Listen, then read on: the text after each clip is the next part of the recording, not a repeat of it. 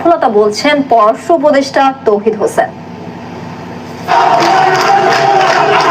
কোটা সংস্কার আন্দোলনে ছাত্রদের উপর গুলির প্রতিবাদে সংযুক্ত আরব আমিরাতে বিক্ষোভ করেন প্রবাসী বাংলাদেশিরা। কর্তৃপক্ষের অনুমতি ছাড়া বিক্ষোভ করায় 57 বাংলাদেশিকে দোষী সাব্যস্ত করে বিভিন্ন মেয়াদে সাজা দেয় আমিরাতের আদালত।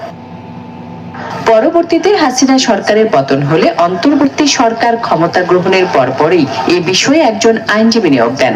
তবে আমিরাতের প্রেসিডেন্ট মোহাম্মদ বিন জায়েদ আল নাহিয়ানের সঙ্গে প্রধান উপদেষ্টা ডক্টর মোহাম্মদ ইউনূসের ফোন আলাপের পরে এই প্রক্রিয়া সহজ হয়। মুক্তি মেলে 57 বাংলাদেশির। এনজিওর কিস্তি পরে এই প্রক্রিয়া ইউনূসের phone That's more than enough to know that. Don't worry about that. So আপনারা জানেন উনি ফোন করেছিলেন, আমি বলেছিলাম, আমি এক সপ্তাহ আগে বলেছিলাম, মনে সময় 10 দিন আগে বলেছিলাম they will be released but we need one phone call from Dr. Mohammad Yunus.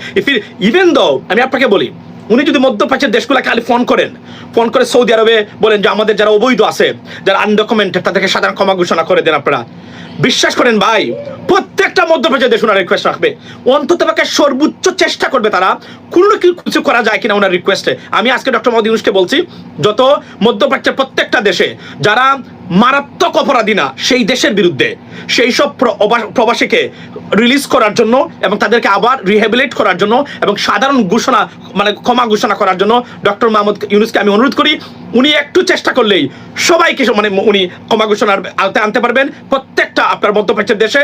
এবং because of his credibility they love him. I know that. That's why I said that, right? Not only in the United States or European Union, everyone loves him. Everyone.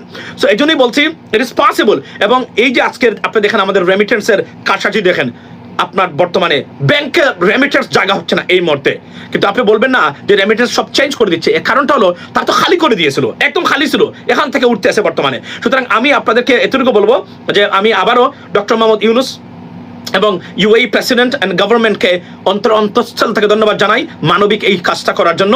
এবং প্রবাসীদেরকে বলবো তাদের দেশের আইনের বিরুদ্ধে গিয়া কোনো জিনিস কখনো করতে যাবেন না। বিকজ মনে রাখবেন, আপনাদের অন্য ধরনের যেটা লিগাল সাপোর্ট দরকার অন্যভাবে পারা যায় সেগুলো আমাদেরকে করবেন, দেশকে করবেন, কিন্তু তাদের দেশের আইন ভাঙতে যাবেন না। এটা আপনাদের জন্য, যেহেতু তারা এগুলো পছন্দ করে না, do not do that ladies and gentleman. আর সেকেন্ড থিং হলো, আমি বলছি যে এই প্রবাসীদেরকে দেশে যেহেতু তারা রাখবে না, এটা নিয়ম না, সাধারণত তারা রাখে না, কাউকে যদি জেল জরিমানা দেয় ডিপোর্টেশন করে দেয় তারা, কারণ তারা রিস্ক নেয় না, মনে করে যে উনি আবার বিক্ষুব্ধ হয়ে তার দেশে খারাপ কাজ করতে পারে, এজন্য পাঠিয়ে দেবে। I understand that. পাঠিয়ে দেওয়ার পরে আমি সরকারকে অনুরোধ জানাই, এদেরকে সরকারি খরচে দেশে নিয়ে আসবেন, এসে লোনের ব্যবস্থা করবেন, অথবা আওয়ামী লীগের কোনো দুর্বৃত্তর কাছ থেকে টাকা এনে ব্যাংকের মাধ্যমে লোন দিবেন এদেরকে, তারা যেন কোনো কিছু করে খেতে পারে, অথবা ভবিষ্যতে কোনো দেশে যাইতে গেলে এদেরকে যেন প্রায়োরিটি দেওয়া হয়। মনে রাখবেন, এরা দ্বিতীয় প্রজন্মের মুক্তিযোদ্ধা, আমাদের মুক্তিযোদ্ধা।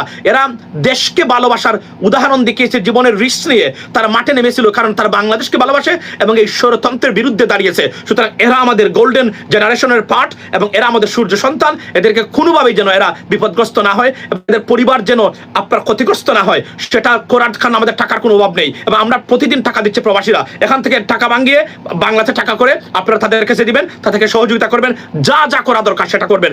দিস ইজ, কারণ তারা মনে রাখবেন, যদি স্বৈরতন্ত্র না হতো, রাষ্ট্র বিপর্যস্ত না হতো, লুটপাটকারী না থাকতো, এরপরে আপনার ভোট চোরা ক্ষমতা না থাকতো, এবং ঘুম গুণের আয়নাগরের আপনার মাস্টার মাইন্ডরা সেখানে না থাকতো, তাহলে তারা কিন্তু কখনো আন্দোলন করা লাগতো না তাদেরকে। তারা দেশের পক্ষে গড়ে বসে থাকতে পারে নাই, বাংলাদেশের মানুষের পক্ষে সারা দিয়ে তারা সেখানে গেছে। It is not their fault, but it is fault because এটা ওই দেশের আইনে বিরোধী, আদারওয়াইজ কোনো জায়গাতে এখানে বল নেই তাদের। সুতরাং তাদেরকে লুক আফটার করা গভর্নমেন্টের দায়িত্ব।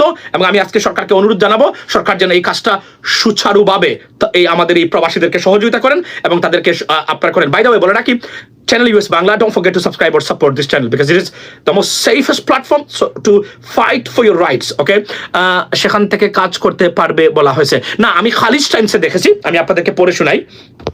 খালিজ টাইমস আমি কি দেখেছি, আমার সময় তো তেমন একটা নাই এখন এই মুহূর্তে।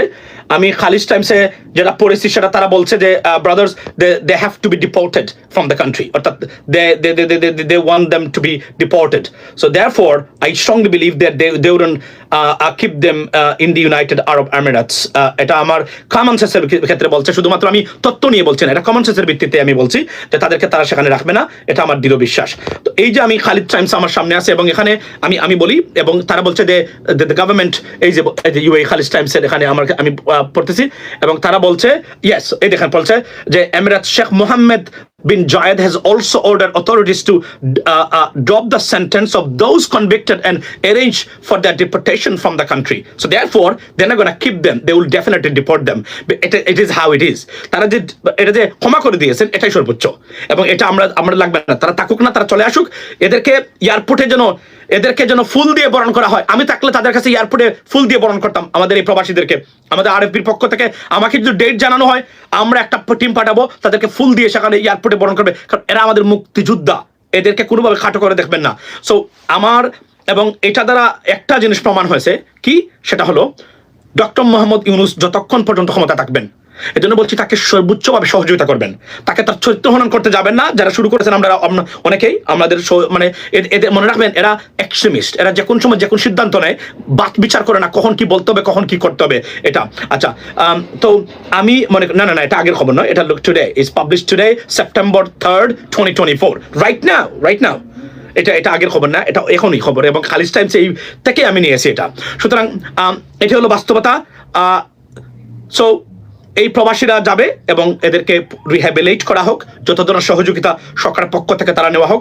এবং আবার প্রমাণ হলো ডক্টর মোহাম্মদ ইউনূসের কূটনৈতিক বা ডিপ্লোমেসি কত দূর যেতে পারে। Just think about that. আমি আবার বলছি, যে কোন সিদ্ধান্ত উনি যদি আমেরিকান প্রেসিডেন্টকে ফোন করে বলেন, একটা টুইট বা ইমেল করেন, বিশ্বাস করেন সাথে সাথে এখন যদি উনি চান যে আমেরিকা ওনাকে সাহায্য করুক $5 billion $6 billion, on the spot they will grant it as a loan without any interest. I can tell you that today they will do that. Now let's see what happens next. আমাদের Donald লু আসতেছেন, American প্রতিনিধি আসতেছেন, আমেরিকার বিরুদ্ধে propaganda কখনো লিপ্ত হবেন না।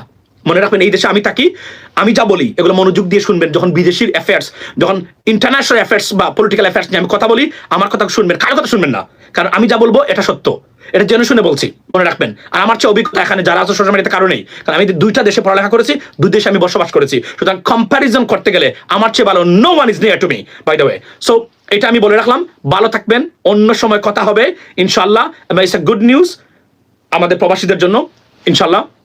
এবং আবার বলছি যে ভারতীয়রা কেন ডক্টর মোহাম্মদ ইউনূসকে অপছন্দ করে, কারণ কোন ধরনের প্রপাগান্ডা ষড়যন্ত্র তারা এই বর্তমান বাংলাদেশ সরকারের বিরুদ্ধে তারা মানে এটা এস্টাবলিশ করতে পারতেছে না because of doctor Mohammad Yunus. তারা হিন্দুদেরকে দিয়ে, আমাদের সনাতন ধর্মের ভাই বন্ধুদেরকে দিয়ে চেষ্টা করেছে, সর্বোচ্চ পর্যায়ে প্রত্যেকটা জায়গা থেকে চেষ্টা করেছে, কোনো জিনিসই কাজে আসতেছে না যতক্ষণ পর্যন্ত ডক্টর মোহাম্মদ ইউনূস। এই জন্য বলছি, একটা স্টেবল পজিশনে যাওয়ার আগ পর্যন্ত ডক্টর মোহাম্মদ ইউনূস সরকারকে সমালোচনা করবেন, তবে কনস্ট্রাকটিভ রিজনেবল ক্রিটিসিজম যেগুলো করবেন, এটা it's a part of the process of the democracy, but তার চরিত্র হনন করতে যাবেন না, ইটস আ রং। ভালো থাকবেন, সে পর্যন্ত কথা হবে আজকে অন্য সময়, whenever I get a time, because I'm still in work. Okay, আসসালামু আলাইকুম।